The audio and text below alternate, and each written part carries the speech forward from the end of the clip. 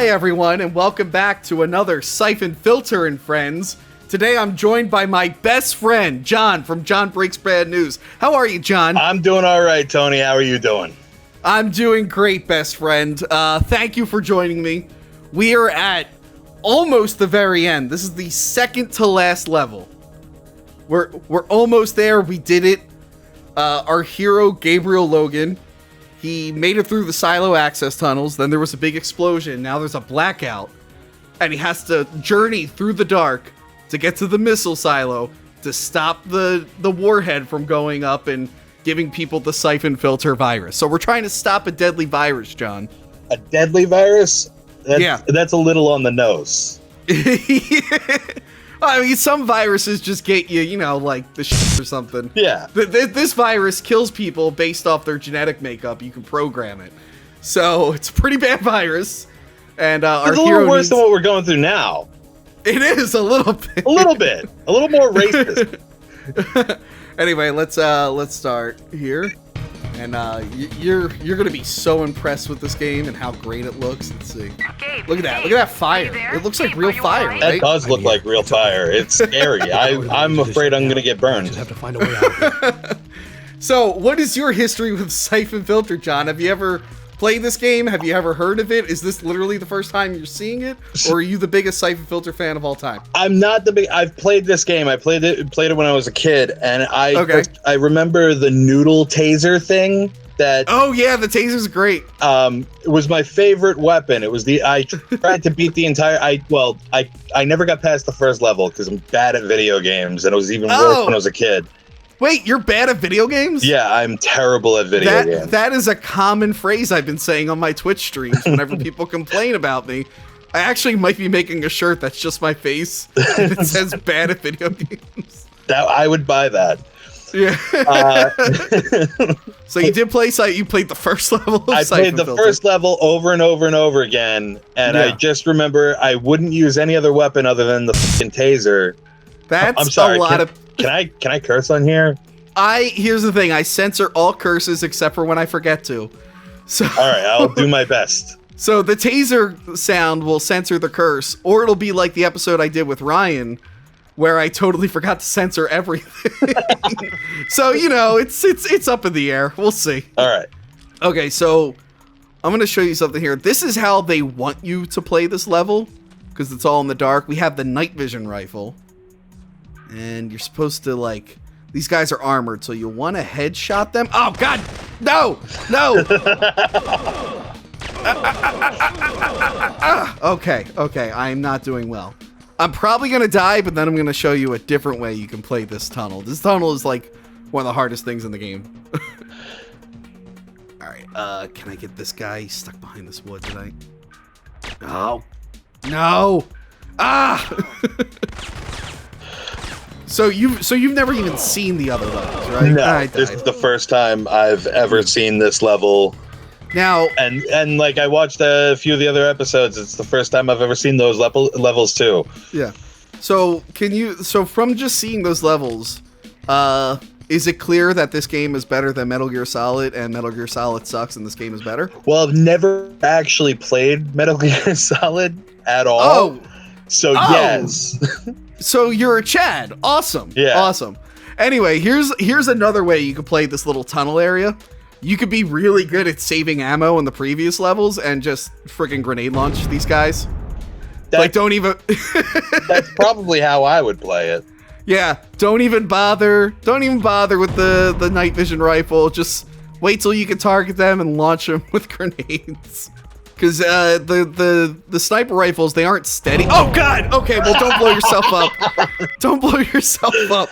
The sniper rifles aren't steady. He's, like, breathing. They made it, like, a little realistic, so it's, like, hard to aim sometimes. So it's just this, like, wobbly... Like, the most accurate gun in the game is probably the most difficult gun to actually get a shot off with. So, what games were you good at, in like the late 90s? I mean, I played a lot of Spyro. I like the platforming games. That's like what I was really into, but I never had like a Nintendo, which is like the king of platformer games. I had the original Nintendo. And so did I. And then my parents were like, no more video game systems.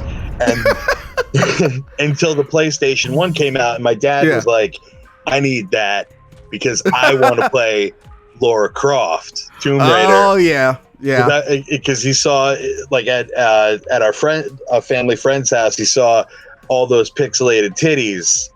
And he was like, I gotta play this game. So we got a PlayStation, and my mom was like, well, if you're gonna get a video game system, you better get some kids games. So he found this Jamaican man in the city.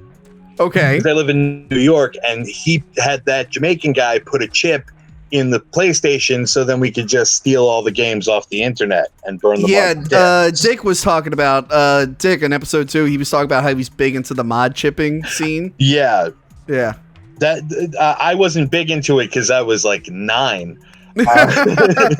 I just my dad knew this guy in the city that could do it, so he did it, and then we got a bunch of bootlegged video games. Son of a bitch!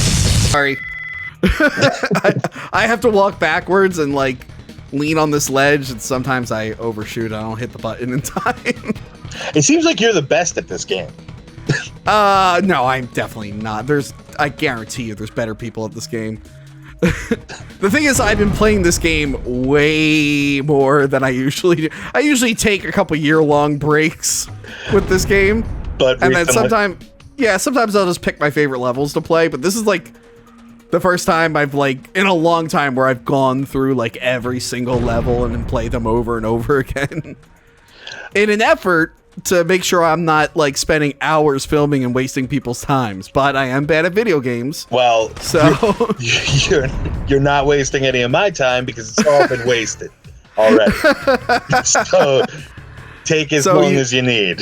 So did your dad end up getting Tomb Raider? Was it his favorite game? Yeah, he played it for maybe all of 10 minutes, did that thing where you like you do the handstand and then her shorts fall, and then he was like, okay, well, I'm done with this. Her shorts don't fall. Yeah, they kind of creep down a little bit and show a little peek of ass. No. Pixelated ass. I was streaming that game not too long ago.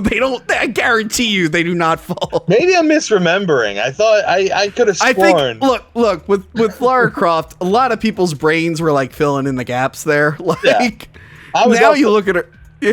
I was also a very young child and didn't care. And trying to play that game was like for me was miserable because I'm terrible at these kinds of games.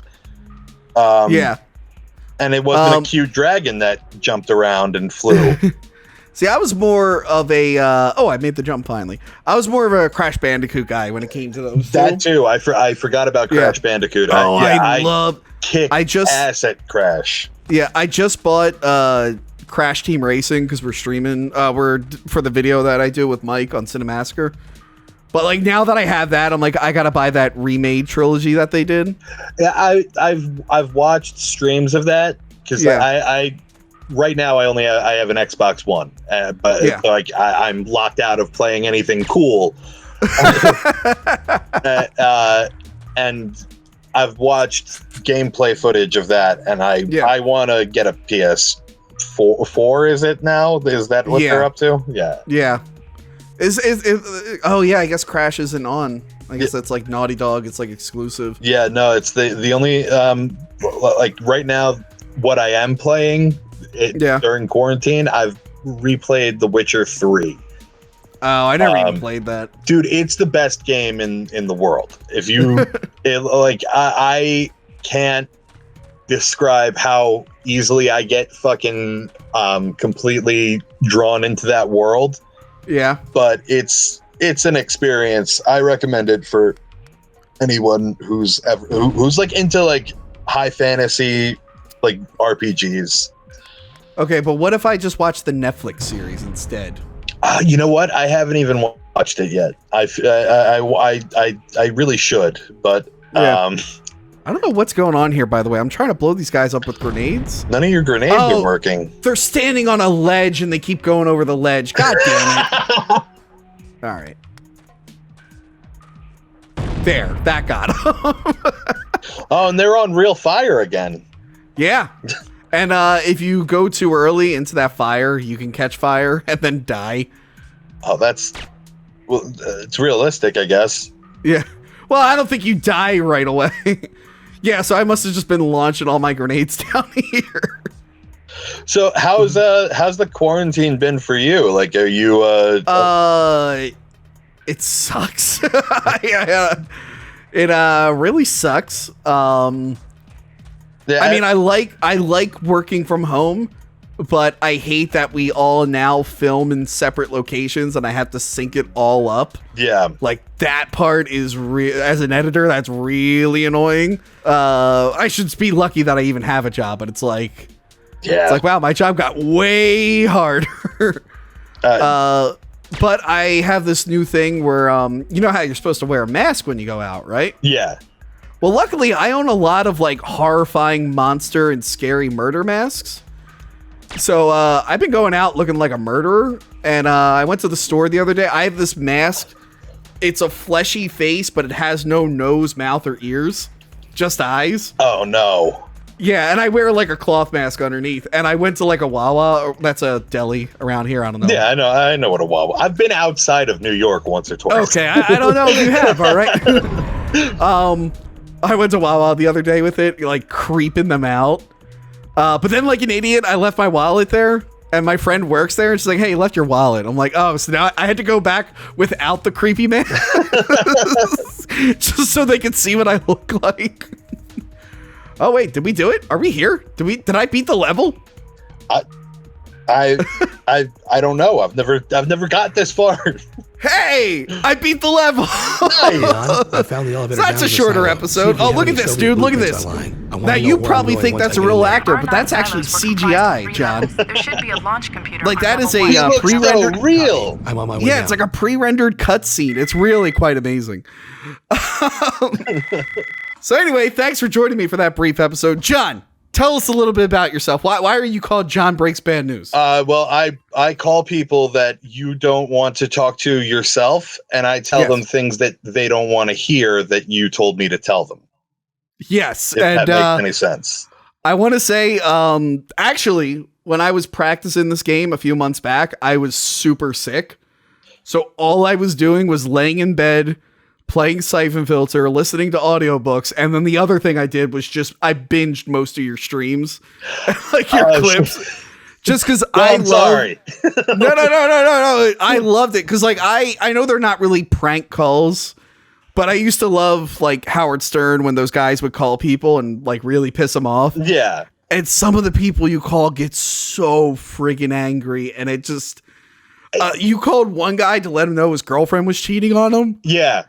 And then I think you said something like, hey, so who are you or something? He goes, oh, I guess I'm just a guy who gets cheated on. Like, nuts. Yeah. Do you have any other ones you could recommend to people? Because you guys have to check this out. It's really, really funny.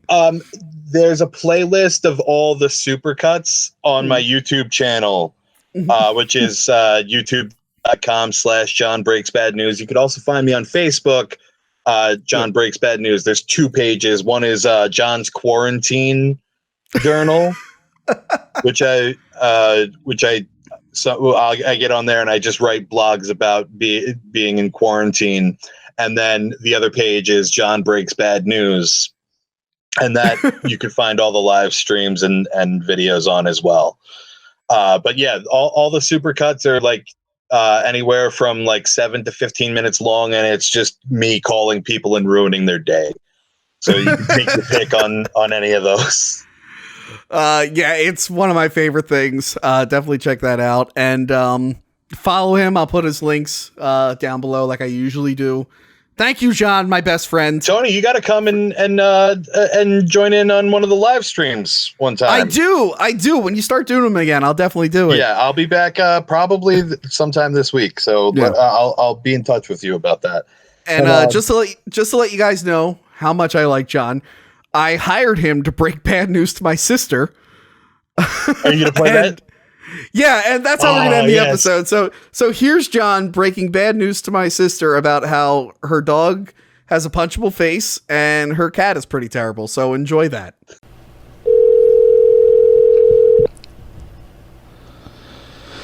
Hello? Hi, is this Nicole? Yeah, hello. Who's that? Hi, my name is John from Jon Breaks Bad News. I have some bad news from Tony from Hack the Movies for you. Okay. You are the only one that finds your dog Harley cute. He cries like a bitch and rips up furniture and has an extremely punchable face. Also, your cat Sassy sucks too. You think you're calling my dog ugly? Your dog is ugly. You're probably just as fucking ugly. I am, but I'm not a fucking dog, and nobody thinks I'm cute, so nobody is that's around bad, for, because no for other me to person lie in the to. world is gonna like you because you're fucking ugly. No, you're ugly. That's pretty hurtful. Okay. And this is what your brother thinks of your dog. Your brother thinks that your dog is a dumb bitch who cries and rips up furniture and has a punchable face. Okay. Is that it? And your cat sucks too. Your cat Sassy is a bitch. Yeah, and she'll shit right on your face. So. Your cat shits on people's faces? That's a fucked up cat. Your cat sucks. Put that Just cat your to sleep. face. Fucking kill that cat. Cat needs to go to sleep. Cat's a monster. Okay, are you done now? You have Yeah, I'm done. Yeah, Can you leave a review on my page, please? she hung up.